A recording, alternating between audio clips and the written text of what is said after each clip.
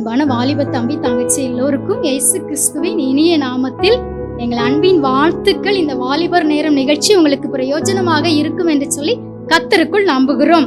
இன்றைக்கும் பரம தகப்பன் இயேசு உங்களுக்கு கொடுக்கிற வார்த்தை சங்கீதம் 125:2.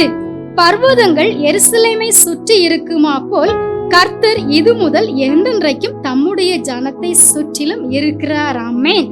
அன்பான வாலிப தம்பி தங்கச்சி, இந்த வேத வசனத்தின் படியே கர்த்தர் எருசலேமை சுற்றிலும் எப்போதும் பாதுகாத்து வருகிறது போல உங்களையும் சுற்றி எப்போதும் கூட இருந்து பாதுகாத்து நடத்துவார். அவர் எப்போதுமே உங்களை சுற்றிலும் கூடவே இருப்பார்.